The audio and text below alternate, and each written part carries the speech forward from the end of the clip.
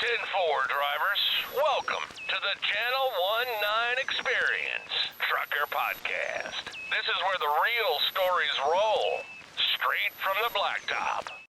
Breaker 19 villains, you got your ears on. Turn that squelch down and the volume up. You've turned into the Channel 19 Experience Trucker Podcast. I'm your host, Tony. Remember me?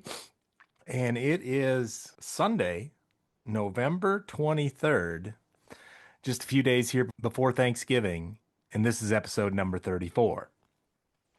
First off, I probably better start off with an apology. It's been a few weeks since episode 33, and I know I've been pretty quiet. I've had some cryptic Facebook posts and some country songs about outlaws, and Danger Dave's been trying to decode it all in the comments. Sorry for the radio silence, villains. Lots of moving parts, and by the end of the episode, you'll understand why. We're throwing out the usual format today because, well, this isn't a usual episode. Remember last episode when I talked about the whistler and about how you can't whistle when you're smiling or you're crying? Well, that got me doing a lot of thinking.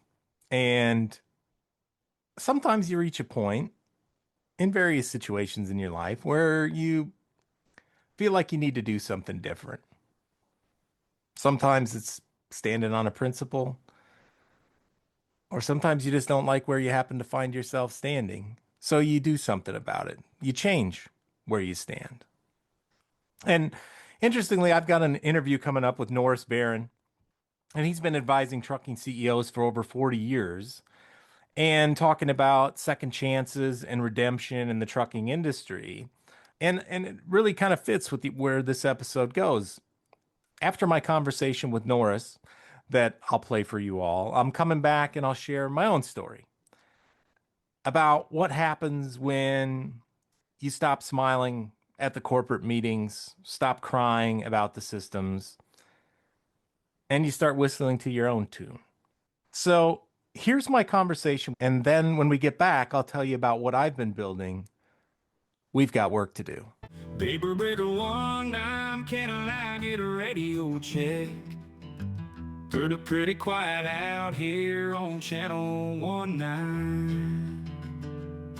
Well, there's a plain white rapper taking pictures at the state line. Hit the jake brake quick, we ain't paying no fines. The driver swing into the interstate, body shop south at exit 5. Building trucking ain't the same as it was. We're the last of our kind.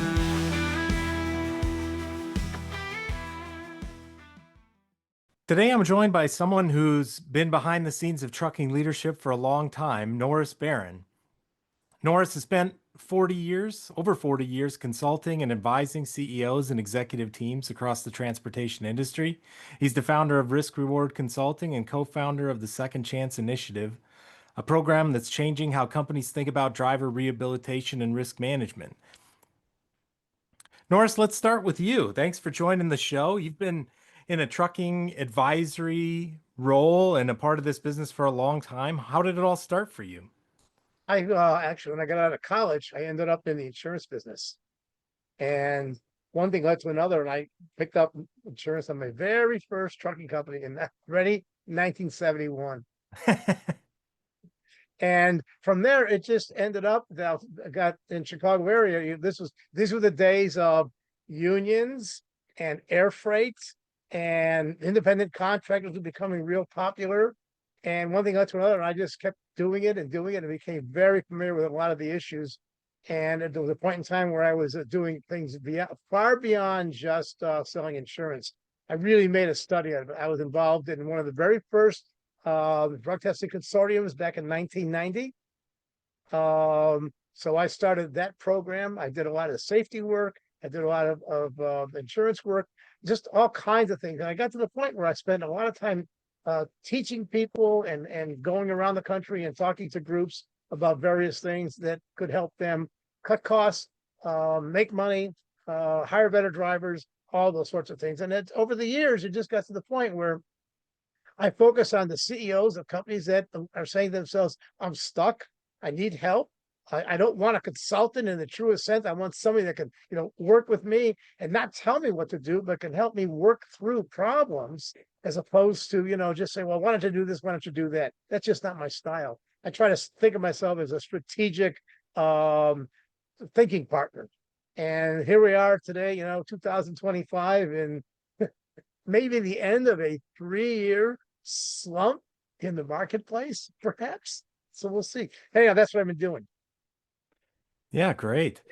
Yeah, I mean, Chicago's always been an interesting part of the transportation world, right? It's got its own kind of unique vibe to what goes on in Chicago and all the influences. You mentioned a couple of them, like unions and it's just an interesting place in the country strategically from a transportation standpoint, always has been, and kind of has carried that through in trucking over the years. For a while, Illinois had more MC numbers than any other state in the union. For a lot of reasons. The airlines certainly helped build the trucking industry. The railroads certainly helped build it because Chicago has, I think, the heaviest amount of rail traffic in and out of any one city in the country because Yeah. it's sort of a hub. Yep, for sure. Everything goes through Chicago one way or the other, eastbound, westbound, northbound, or southbound. Yeah, yeah, definitely. And you mentioned about having a baseline in insurance, but let's face it, from a trucking company standpoint, just about everything else you do in your operations, in your human resources, all your other departments has some implication back to your cost of insurance. Oh, it And does. Yeah, yeah, it really does. I think one of the toughest things that the trucking industry, we all talk about driver issues. Okay, and certainly that's a high priority with me, but we all talk about the trucking industry in a variety of ways. I think one of the things that I've learned more than anything else is the decision-making process that trucking executives do or do not use. In many cases, they make decisions that are probably not in their best interest, but they don't know any better. Most people that get into trucking have no background in trucking other than maybe driving. Okay, or maybe in safety, but it's not an industry you go to school to learn, for example. Okay, right. there's no college course anywhere in the country that I know of. How do you become a trucking company owner? I don't think it exists. Okay, so you kind of do it because well, I was on the road for 20 years, and I understand this, I understand that, so I'm going to go get an authority, and I'm going to be my own owner. And then reality sets in. Some have done very, very well. I have worked with some very smart trucking company executives. I've worked with big companies. I've worked with small companies. I really like working with CEOs of trucking companies because for the most part, they're great people. Okay. And they really want to do well. And for the most part, they really do like drivers, no matter what people think. Okay. I like drivers. I spend a lot of time with anytime I'm anywhere near a trucking company, I always talk to the drivers. I want to know what they're thinking. And you know what? They appreciate when somebody they don't even know talks to them, about them. And it really makes a difference. And the other thing is, if I want to know what's going on with a trucking company, the very first thing I do is I drive around the terminal and I look and I see what's going on inside the dock, in the parking lot, the building, the condition. You get a lot of really solid information about what's the culture here. Yeah. And then you go in and you talk to people like, at the reception desk or whatever. You can, before I even get to the leadership, I talk to the people that are there. So I figure out what's really going on here. What do you like? What you don't like? Yeah, for sure. Well, I mean, I think that kind of plays into the other part of what we were going to discuss today, right? Like, is patterns, right? Habits. Habits aren't just something that you do one time in one area of your life. Typically, it's stuff that filters over. And just like we know, if you're rolling over a scale, at the port of entry and you've got a mess on your dashboard, the DOT officer is going to make some assumptions about you too and say, well, if your dash is a mess, you might have some other things that might be a mess. So let's use that as a transition over to something that you recently launched as co-founder called the Second Chance Initiative that's Right. getting a lot of attention. Why don't you tell us a little bit about that? Well, one of the things that I find more often than not is trucking companies try to have what they call a zero tolerance program. That is to say that they present themselves as we will not hire drivers that have been involved in any substance abuse citation and or are forced into the have been either have been in or are currently perhaps even involved in failing a drug test.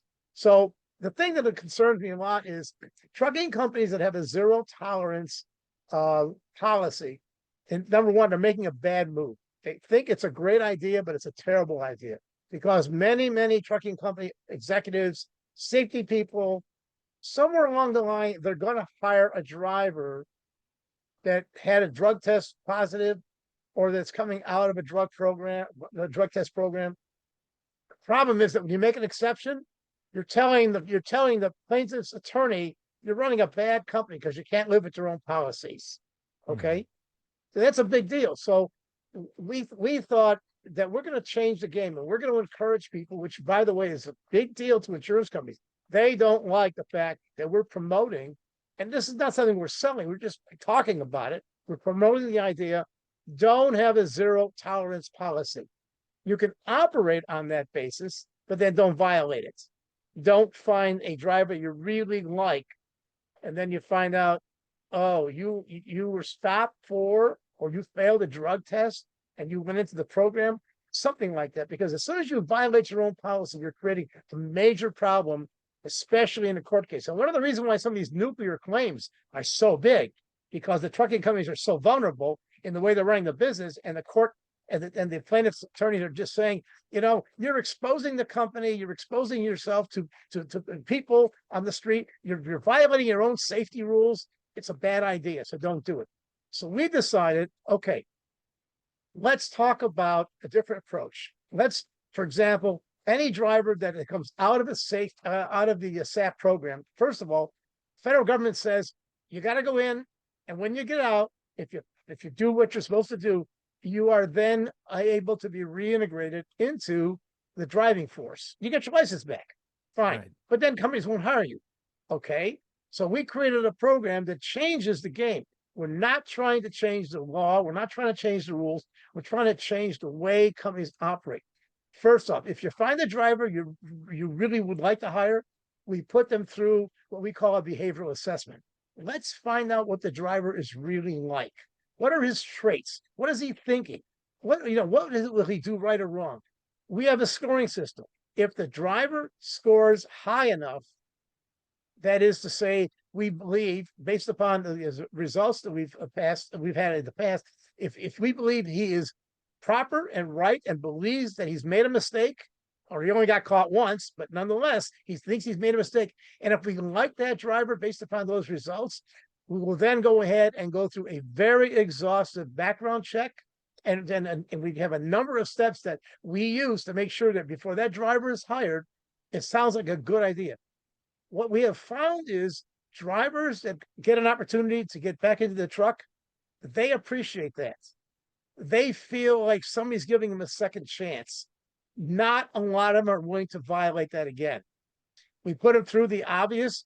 You got to get tested periodically without notice. If you violate it once, you're done. But if you're really serious about your future and you made a mistake, don't tell us about, you went to the wedding and everybody was smoking, a pot and, it got into your system. And then Monday you found out you had to take a random test. Don't tell us that. If you're going to tell us you made a mistake and you're going to be honest with us throughout the interview process, if you're willing to do the right thing, we're willing to help you move along. So we have a very elaborate process of bringing a driver back into the workforce. And that's the second chance program. Okay. There's a lot of pieces to it, but I'm trying to give you a summary. We're very, and we really want ownership. And the people that work for that company that come in contact with that driver, they've all got to believe in that driver, that the driver is going to do the right things. If you get any naysayers at all, if you get any kind of a sense that it's not going to work for even on the company side, we don't want that driver going to work there because he'll get tempted to be able to, he'll be treated badly, and we don't want that. So we're really stuck on doing the right thing, having the company do the right thing.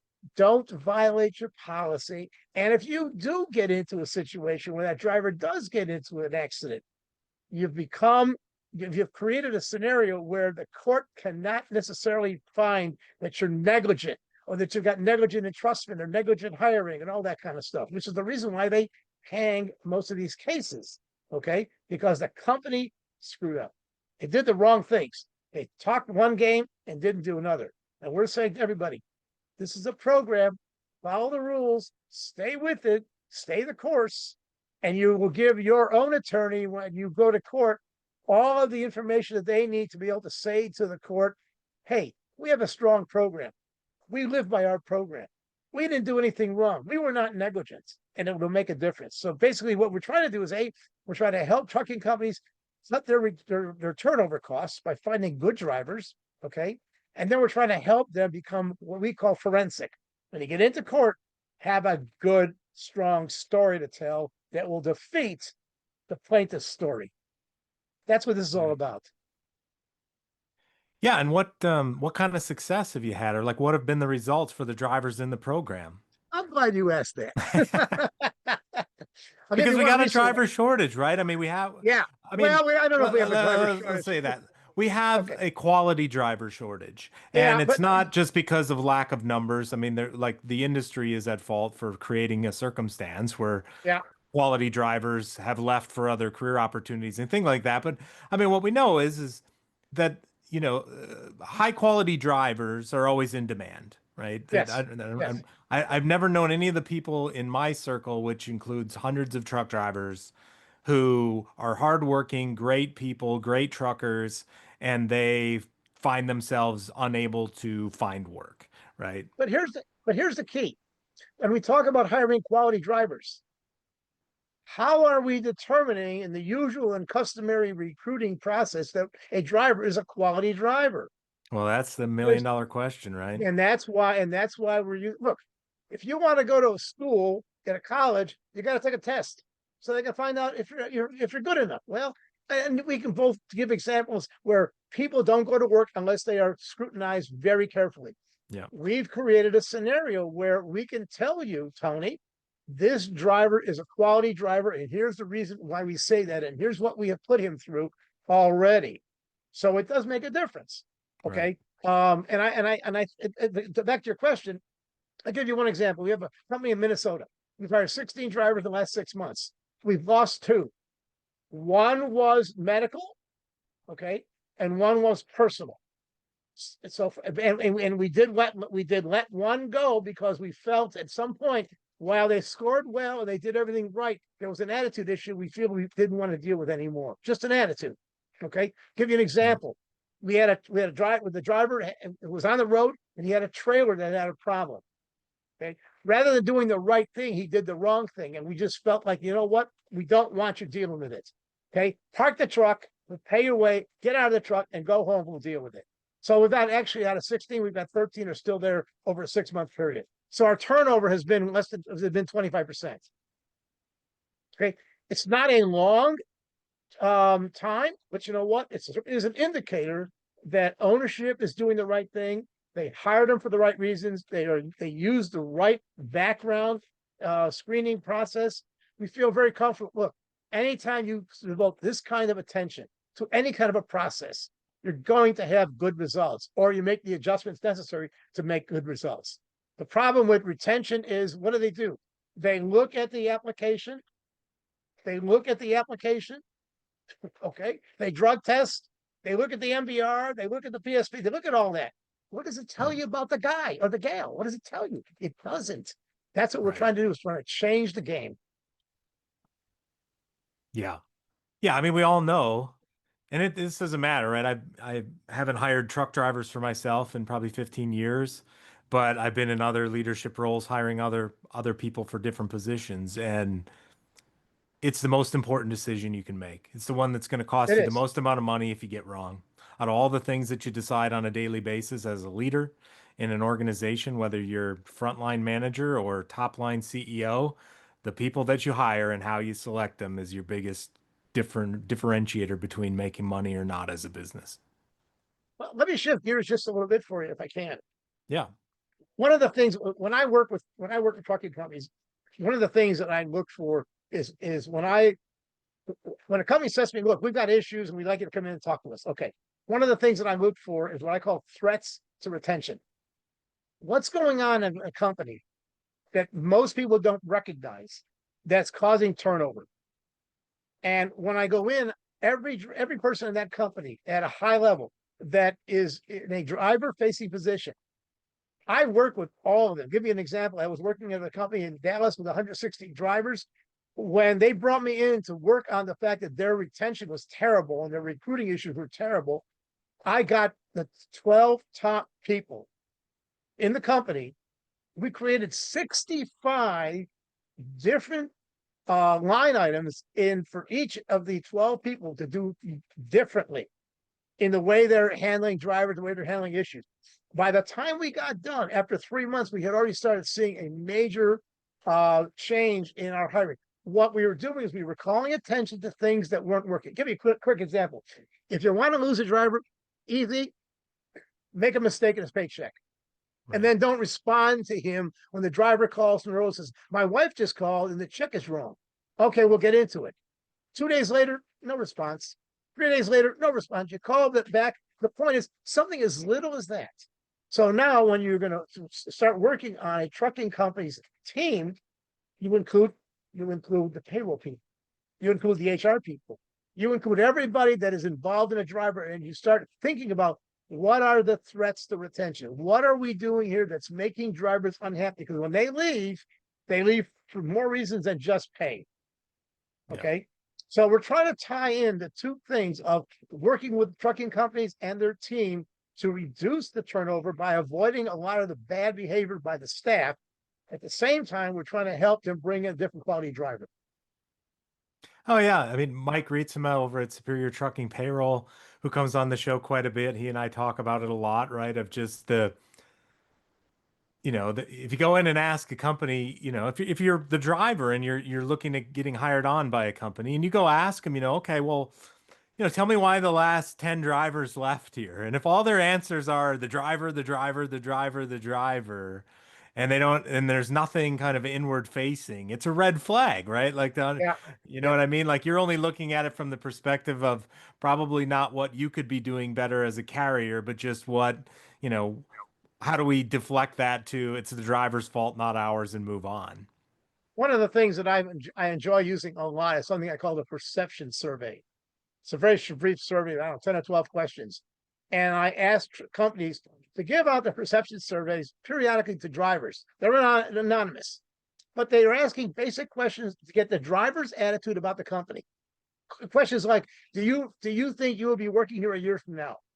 Do people recognize when you do something right or wrong? Do people talk to you about helping you do that? Just tell me what you think about the company. And as I say, and they're anonymous, okay? And we start building a database, and you go back and you start looking at those, and you go back to that same group of driver-facing people and say, here's what your drivers really think. Give you another example. I created a postcard survey of 5 questions that every driver is supposed to give the maintenance shop when he brings a trailer or a tractor in for service. And when he gets done and he gets back in his truck, fill out the card and drop it in the box. I want the maintenance shop to know what the driver thinks about. How do they treat you? Did they fix the problem? That kind of thing. How many times we get a driver to gets back into a truck that he just got out of the shop, and there's another check engine light on. That makes a driver very angry. So we're trying to spend a lot of time thinking about things from the driver perspective, not only the management perspective. You know what? It makes a difference. Yeah, for sure. And I mean, you look at how the world's changed. You've been around and in this business longer than I have, but drivers today, we've got telematics, we've got cameras, we've got transportation management systems, monitoring, ETAs, and every other thing. Like, one of the things that I've had this conversation with drivers before about is like, okay, well, you've got 100 different ways to monitor me, the driver. Who's monitoring you? Like, Yes. Who's monitoring the fact that it takes 3 days to get an answer when my check's not right? Or, it takes 2 hours to get a call back to tell me where to find an empty trailer. Like, what's your telematics system over there on your laptop computer, whatever, right? Like, make this game a little equal, right? But I mean, that's kind of what you're talking about here, which is expose some of those sentiments that get muttered under people's breath. I mean, and we all know this too, right? In trucking, and I mean, you see it in a lot of the return to office stuff that's going on now, right? It's there's challenges to remote work. Right. Yeah. Well, trucking has always been remote work. And Yeah. so, some of the things that are, leaders are figuring out that, we need to get our employees back here under the same roof because we have communications challenges and other things going on. Well, the same thing is happening in trucking, and it always has been, right? As far as some distant accountability and other things. And it's a two-way street. It's not just about, it's hard to manage truckers. No, the truckers felt the same way all along, which is it's hard to get what I need out of you people sitting in an office somewhere. The trucking industry has had employees off-site since the beginning of time. Yeah. Okay. 89% of the employees that work for a company or independent contractors, either way, 80 or 90% of those, whatever the number is, don't work in the company. They are satellites. We know that. Today we go crazy about people working from home, but the driver works at home. Over the road drivers work at home every day because, unfortunately, it has wheels on it. Right. But it's not right for employees not to take into account what drivers go through. One of the things that I like doing a lot is talking to drivers, as I mentioned earlier. But I want to learn the things that they are experiencing. And the other area that I focus on a lot when I'm at a company is I sneak up on dispatch. I want to know how they're talking to drivers. Yeah. I can also walk by the maintenance shop and see how they're talking to drivers. This is so important. And it's important for a guy like me that is there for a purpose of saying to management, here are things that we can do to help you improve the quality of your business. Not only the quality of your drivers, but the quality of your business. I know some companies that just don't do anything wrong. I mean, I've got a small company I work with. It's 40 drivers. They probably turn over 5 drivers a year. And usually it's not because they don't like working for the company. It's always something else. And I said to myself, what are you people doing here that makes the drivers love you? They're just nice people. They're just nice guys. And they neither were broke. They're just nice guys. They take care of them. They're responsive. Okay. Yeah. They just do the right thing. And drivers like being appreciated. Yeah. Yeah. And treated like all the rest of us who aren't truck drivers want to get treated too in our roles, right? In our whatever we're doing. They're people. I think we should Yeah. appreciate them. They're people. Yeah. Just to be clear, if anybody's confused. Yeah. Yeah. So when you're looking, at the work that you're doing with the Second Chance program, like what do you see as the kind of the challenges or what's the pushback or what do you find as the obstacles that you're facing with that? I'm glad you asked that. Okay. So the first one, having been in the insurance business, I understand the insurance mechanism. I understand how underwriters think. Okay. So the insurance community, for a lot of reasons, let's deal with it at the highest level. The insurance companies that insure insurance companies, I call them reinsurers. Yeah. They have policies. And I'm sure one of their policies has been around forever. You can't hire drivers that have been substance tested and failed. Can't do it. And therefore, we don't want any drivers that have been through any kind of a substance abuse program. So you got the reinsurance policy to the insurance company saying, thou shalt not hire, thou shall not allow your insureds to hire drivers that have been involved in any way in substance abuse. Okay, very specific. Okay, so that's number one. Number two, moving that along, the trucking companies themselves have been educated. Don't hire drivers that fail a drug test. And if they fail a drug test, then for the most part, we have zero tolerance and we have a 5-year program, so you can't come back. So the real pushback is the world thinks that a driver that tested positive, that's been disqualified, that has gone through a 6-month program, that is currently under scrutiny, okay, cannot be hired by our company. We don't care about all that good stuff. We can't do it. So the real pushback are the trucking companies that say no. However, there are a lot of trucking companies that are self-insured or have other insurance mechanisms where they can make up their own rules. Okay. And that is not to say that they're being flagrant or dishonest, but they may feel like we have a strong enough program in place that if we find a driver that we really, really like, and he meets all the high level of scrutiny that we're going to put him through, we want to take, quote, a chance on it. Second chance is really common in our economy.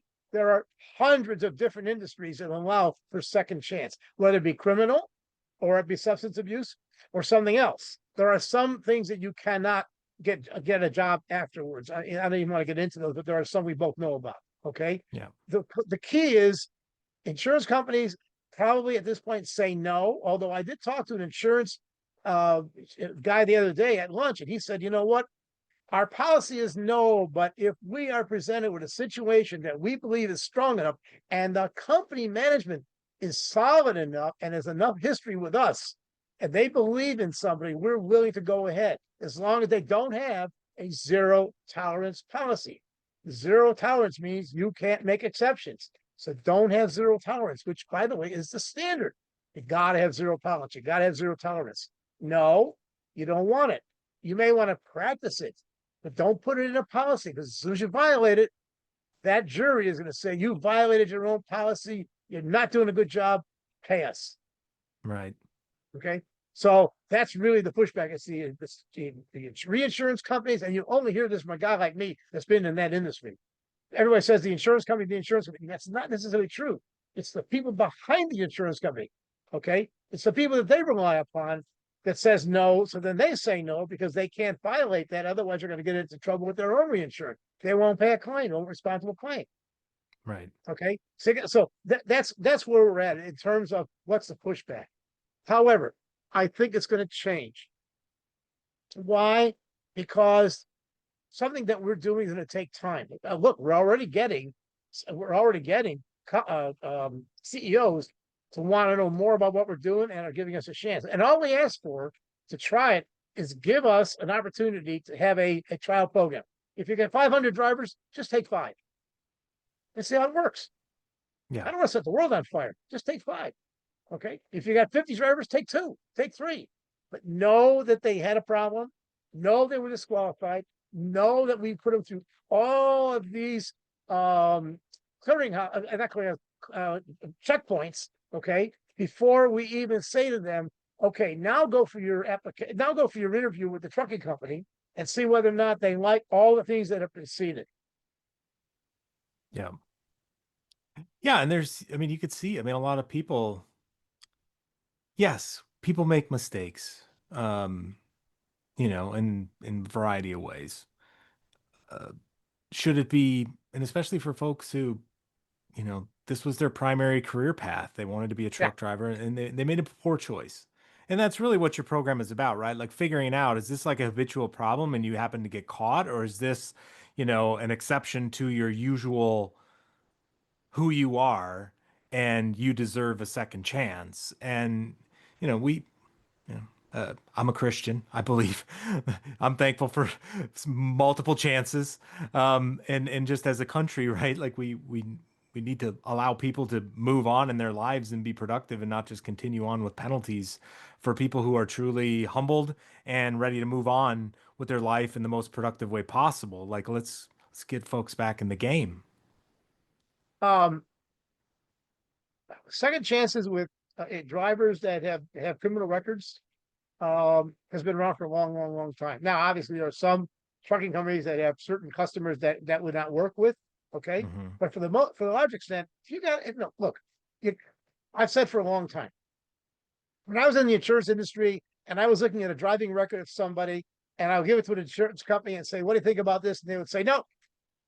Okay, so I would go back to the driver and say, "Tell me about these 5 things that are on your MVR." And I got to tell you something, Tony. Invariably, I would say to myself, something went on with this driver's life, this person's life, at some point where he had these 2 or 3 incidences within a year or so. Okay, Tony, tell me about these. Well, I got divorced, or I was getting divorced. I did a lot of stupid things during, 7 years. You know where I'm going? So sometimes if you ask the right questions, you're going to get an answer that may, hey, yeah, I saw a car when I was 16 years old with 9 other guys. Okay, how old are you now? 41. Right. Okay. Yeah. Am I going to penalize you for another 30 years? No. Right. So first of all, what we're talking about will not work unless the people at the trucking company buy into the program and do the right things in terms of screening that driver. Everything that we suggest that they do, they have to do. Okay. It's not like a stop sign as being a suggestion. It's an absolute. we want you to do this first, and we'll show you how to get it done. Then we want you to do this and this and this. And when all of these checkpoints have been done and you're satisfied, then you can make a hiring decision or not. Right. Sometimes we had one driver that did very, very, very well. Okay. But as I say, he got to the point where he got stupid on something. We said, you know what? You're done. We don't want you anymore. It's a bitter pill because it makes you feel like, oh, well, how do we miss this one? Well, we didn't. I think he'd been around 3 months or something. But it was just like he got crazy when he found that there was a mechanical problem with his trailer, and he didn't want to do anything about it. He wanted to go to a shop. We said, no, don't go to a shop. We'll take care of it. Well, he got pissy. He got terrible. We said, you know what? You're done. We'd rather spend the money to recover the truck or take it to a shop that we wanted to go to rather than him doing something that he shouldn't be doing. Any case. Okay. Right. So yeah. Do we think it'll work? Yeah, I think it will work. I think it's enough truck when the marketplace turns and we're looking for drivers. Again, we're not trying to set the world on fire, but there may be times when you may want 3 or 4 or 5 drivers, provided you're comfortable. It's like, would you bring this guy home to your daughter kind of thing? If you like him, you're going to hire him. Yeah. And that's always my best test. Would you have your daughter hire this guy? I mean, you put your name beside theirs. Right on. Well, how do people get a hold of you? I have an email address. Let me give you an email address. Yeah, or if your website, however you want to direct people. The website that we're using is called Retain, the word Retain, RETAIN, CDLdrivers.com. Gotcha. Retain, CDLdrivers.com. That's the best place to get a hold of me. Well, awesome, Norris. I really appreciate you jumping on. We battled through some technology issues. Our friendship is forged in mutual pain trying to get here, but we made it today, and I really enjoyed the chance to talk with you. And I thank you for the opportunity to talk about what we believe is something that a lot of people will get benefit from. Yeah, I'm excited to see the results as they continue to develop. We'll share them with you. Awesome. Thanks, Norris. Thank you. Bye-bye. We're talking trucking life, uncut. The wild stuff, the weird stuff, the mistakes, the memories, and the miles in between. From first jobs to last hauls, the laughs that kept us going, and the lessons that left a mark. All right, welcome back, villains. That was Norris Beren. And if you want to learn more about the Second Chance Initiative, check out cdlsecondchance.com. And now for the money line. So about those cryptic Facebook posts, Luke Combs singing, "Can I Get an Outlaw?" Colt Ford's "Answer to No One," Carrie Underwood's "Go Rest High on That Mountain," which, yeah, that one was about a friend of mine who I lost a few years back, who would have been really proud of what I'm about to tell you. And he would have definitely had his sleeves rolled up and been right alongside me for this ride. We talked about it a lot when he was still with us, fantasized about it, and we never did it. And I'm sad for that he's not here to do it with me, but I'm sure he's looking down and he's proud that I'm doing it now. So, Danger Dave, Dave, you're going to have to give us a call. I'm going to have to talk to you because I haven't talked to you in a couple of weeks. I hope the day cab Dave days are over and you're back to just being Danger Dave. Split sleeper berth log extraordinaire. Dave called it. He said I was doing some kind of Bonnie and Clyde routine going outlaw. He saw some pictures of me in Texas with my wife, Kwana. And that maybe captures the theme maybe more closely than anything else. And Dave called that after I think my Luke Combs "Can I Get an Outlaw" conversation or post on Facebook. Even though that song doesn't fit in all respects, or even the one about Colt Ford answering to no one, because we all answer to someone no matter what you do. But sometimes you want to minimize or change up who you answer to, aside from God and your spouse and your family and things like that. So listening to Norris talk about having the courage to step outside conventional wisdom, that kind of hits home too in what I've recently made a decision to do. And full transparency here, and no surprise to anybody who's been listening to the podcast for a while, I'm a bit of a mess, right? I could be all over the place at times, switching topics, switching formats, start a podcast. I blame bad parenting. And of course, I'll also throw in Mile Marker Mike and Danger Dave for some of this. Those guys have been switching companies, trying to find the right fit for what they want to do, what they want to accomplish, how they want to do it, that sort of thing. And how could I miss out on that action? And we'll talk about more about their adventures in the upcoming episodes. But really, what I'm about to tell you has everything to do with this podcast, honestly, and what it's taught me about myself. 8 months ago, when I started the Channel 19 experience, I thought I was just scratching an itch. I wanted to talk to people. I wanted to have real conversations, the kind of conversations that stretch you and challenge you and make you grow, because I'd missed that. Sitting in corporate meetings, selling compliance solutions, watching PowerPoints, that was kind of losing me as far as what I'm about and the whole performing a role aspect of it. And these podcast conversations, every driver, every guest in the trucking industry, every story that we shared on the microphone, all the connections and conversations that we shared not on the microphone or not on the podcast yet, phone calls late at night, early in the morning, while I'm in Birmingham, while other people are on vacation from their jobs, it all added up and it started to change me. It started to grow me. And what I discovered in all that, I've had my entire career basically being with trucking at the center of my universe.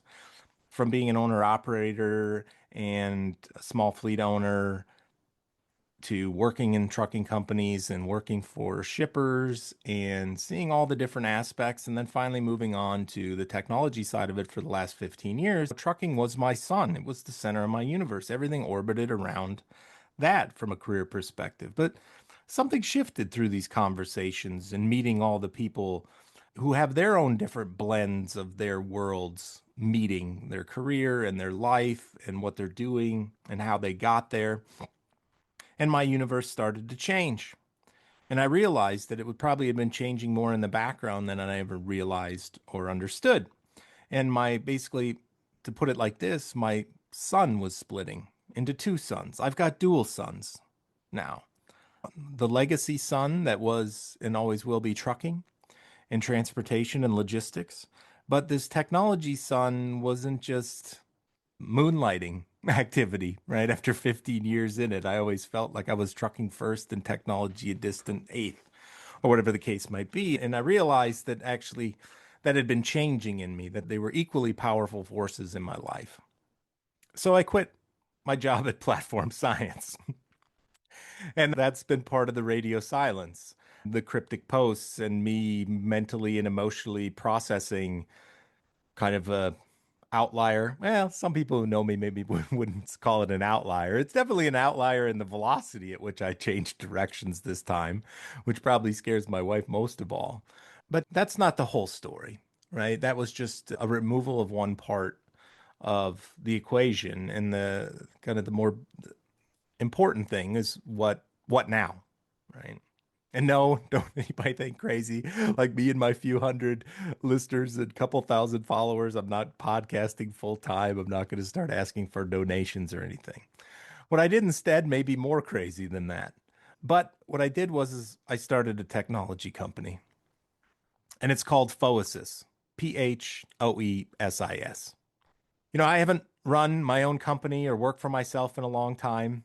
I've had some side projects and companies like the podcast. I bought a bounce house company a while back with Mile Marker Mike and a couple folks. And like, I can't resist the urge to dabble in other things. But as my full-time occupation, being my own boss, running my own business, I hadn't done that in probably going on 15 years now, ever since I went into the technology space. And I don't want to dismiss my corporate journey, because I picked up a lot of things that enable me to be right here, right now on that journey. All those people, all those experiences, all the interactions, the things I learned, the things, probably most importantly, that I want to say, that the time that people took to mold me, teach me, stretch me, grow me, they transformed me. All these companies along this journey have made an imprint on my mind, my heart, my perspectives, just like all these guests have done throughout the course of this podcast and all these conversations, right? It doesn't matter where I was working, each stop along the way and all those people that I interacted with, I learned what it feels like to be in some situations that I haven't experienced firsthand.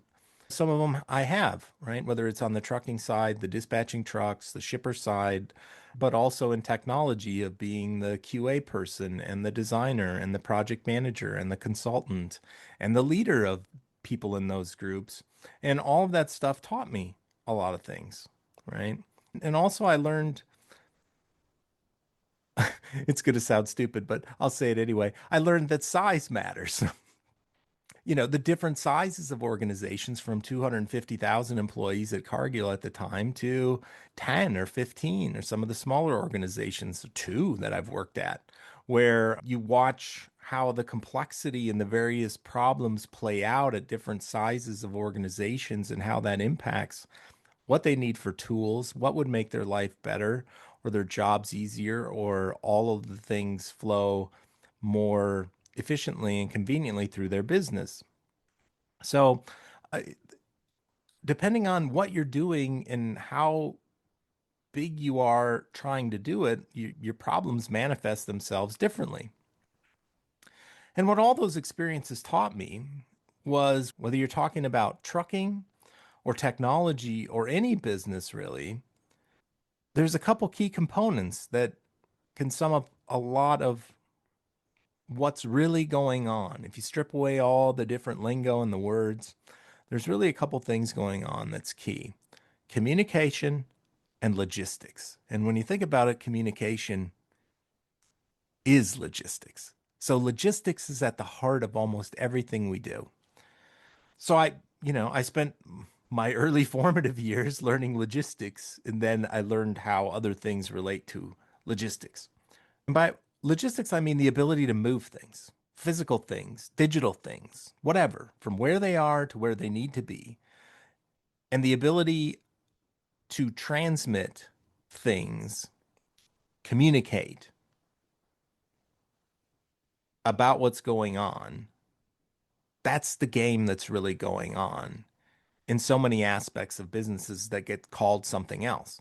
But in trucking, it plays itself out relatively straightforward, right? A driver needs to move freight and communicate their status. A dispatcher needs to move assets and communicate with customers. A shop needs to move parts and have an inventory and communicate availability. A doctor needs to move patient data and communicate with their specialists. A restaurant needs to move inventory and communicate with suppliers and take orders from customers and communicate when their order is going to be ready and when their Uber Eats driver should show up to pick it up and when it's going to get there, right? It's logistics, logistics, logistics. Everything else is just some sort of complexity that we've layered on top of it. I made Phoesis not to be a trucking technology company. It's not just about trucking or logistics. In fact, my first projects aren't even trucking related because these problems, these patterns, they exist everywhere. Every industry is struggling with the same fundamental challenges of moving things and communicating about them efficiently. So Phoesis is bigger than just trucking. It's about solving problems, problems of logistics and communication wherever they exist. And a little bonus is, of course, that now I can have a little more freedom in what I say in the podcast. I think, right now, the customers will just call me if they hear my podcast and complain directly to me instead of complaining about me to somebody else, and then I have to hear it that way. So I feel like I probably won't have to bite my tongue as much. We'll see. Maybe I'll behave even more. The other thing that I don't plan on biting my tongue about as much anymore is I've always left my Christianity as a more silent part of the podcast. And I know a lot of the people who listen and follow my podcast are Christians, and several have asked, why don't you put it more out there? Why don't you bring it more to the foreground? And I think it was just all part of the plan that it was quiet for that time to work on me internally. And meanwhile, the plan was playing out by God to make it more whatever it's going to be going forward. But I don't have to worry about some corporate PR person calling me up and saying, "Hey, maybe you should tone that down a little bit," because frankly, I don't want to, and I feel part of this is just me following the plan and the signs that God laid before me. So my goal is to not have any conflicts between doing my job and telling the truth and what I feel. And that may not mean that I might not irritate somebody along the way and they call me out on it. And that's totally fair too. So keep me honest. And I hope that I'm man enough or person enough to stand on the principles too. And if it costs me a customer because I called out what I called out, I can live with that outcome and I can make those decisions about whether it's worth it or not for myself and not have somebody else do it for me. I mean, one of the things that a lot of people ask for, and me included, sometimes I'd rather not hear it, is honesty, brutal honesty. Give me candid feedback. There, yes, there's many things where the truth is debatable in a gray area. Some things they are not. And so when they are not, or when an alternative perspective presents itself, being open to hearing that is something that I have moments where I'm better at it than others. But I want to hear it, and I want people have asked to hear it as well. That candid feedback, radical candor, brutally honest, whatever you want to call it. And so that's kind of a foundational principle about where I'm headed for here. Because I plan to deliver value with my company, Phoesis, value that creates no doubt about whether it was worth what a person paid for the services. You're going to get brutal honesty and not corporate speak, not sales speak from me. And at the end of the day, with all the companies that I've worked for and all the customers and all the people that I've worked for, I know a couple things to be patently true. People are frustrated with their technology and how much money they spend to get not the results that they're hoping for. And that there's still a place in this world to deliver value to customers, and they'll pay you for it. And I also know that it's not right to take money from customers and not deliver that value and spend that money to go chase after the next round of customers and hope that you've trapped the first batch or earlier batches of customers into a contract or a solution that it's hard to get out of. We call it stickiness in economics and business and sales. And then just forget about those customers and hope they don't leave or hope they don't leave as soon. Just deliver value. And that's what I want to do. And those are the principles that I want to stand on as I do this new venture. And I also want to tie this back to my podcast for a minute because I've been blessed to have an extraordinary amount of amazing people be willing to get on the phone and get on the microphone and talk to some Yahoo that they've never known. And that blessing made me reflect on the people that I was able to talk to.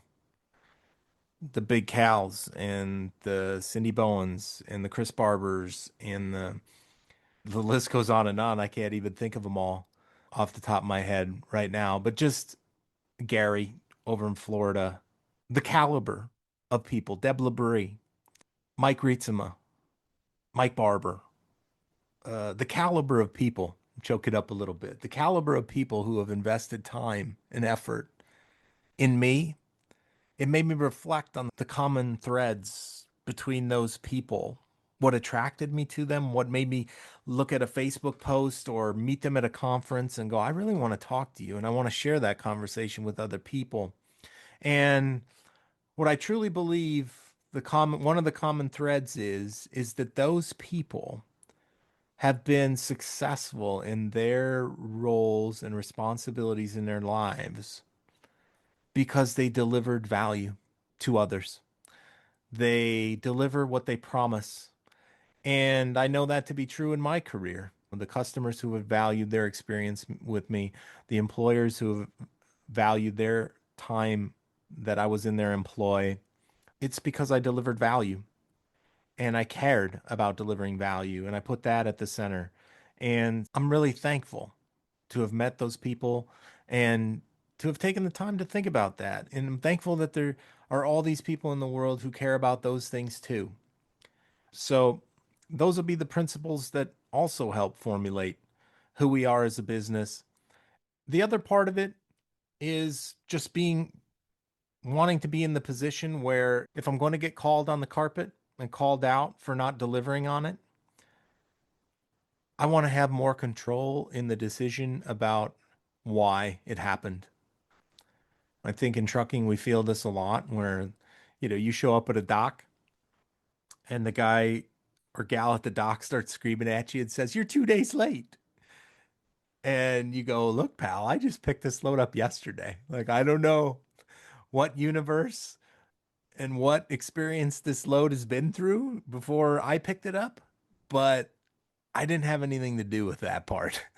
I picked it up when they told me to pick it up, and I delivered it when they told me to deliver it.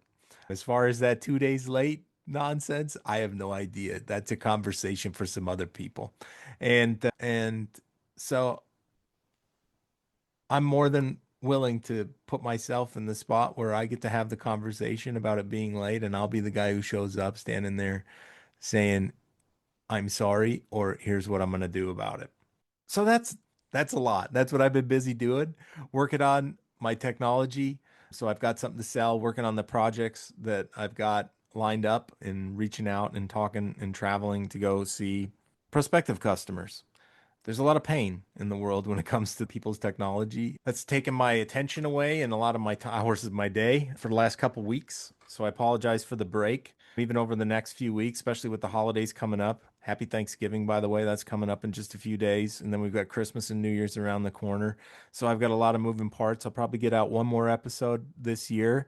And then I'm going to come up with a different strategy for 2026 so I can maintain a sane balance. I'm going to need some tips from Danger Dave, how to run a split sleeper berth here at my house. Eventually, my wife is going to run out of patience with this 20-hour-a-day stuff, but hopefully it calms down a little bit. And I find the right balance because I still love doing the podcast. Because the podcast didn't just stretch me. A lot of these episodes and a lot of the thinking and the formulation of the message and the research and the conversations, it helped me rediscover or reminded me who I really am. Somebody who's been on both sides of the windshield, or when it comes to technology, many sides of what it takes for successful technology to come into being and also ultimately change somebody's business in a better way. And so the Channel 19 experience continues. I think it's about to get better. And I'll be able to just maybe have more honest conversations while I build something that matters. So that's my update this week. That's my money line in more ways than one. Welcome to Phoesis, everyone. Check out our website. It's going to be up soon. Keep reaching out to talk on the program. Let's solve some real problems. You don't have to be the boss of a company to recognize that there's a problem with how you guys are doing things. So wherever you are, whatever you're doing, whether it's in your personal side of your business, the trucking side of your business, reach out. Let's solve some real problems wherever they are. Hold me accountable for when I don't. The whistlers will keep multiplying. The tune is changing. The best is yet to come. If you're not driving, it's a great time to like, follow, subscribe, and share the podcast with your friends.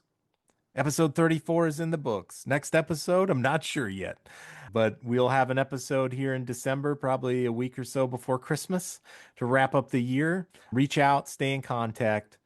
Lots of things in the works for next year. Thanks for bringing me along in the jump seat one more time, villains. We've got work to do. This has been the Channel 19 Experience. If it's about trucking, we're talking about it. All uncut. The wild stuff, the weird stuff, the mistakes, the memories. But we talk about the world of trucking today, too. Everything from legislation to lane changes in the industry. We got it covered.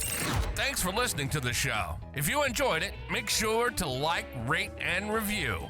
We'll be back at the ranch soon, but in the meantime, hit us up on social media at Channel 19 Experience and the website at www.channel19experience.com. That's channel and the numbers 19. See you down the road.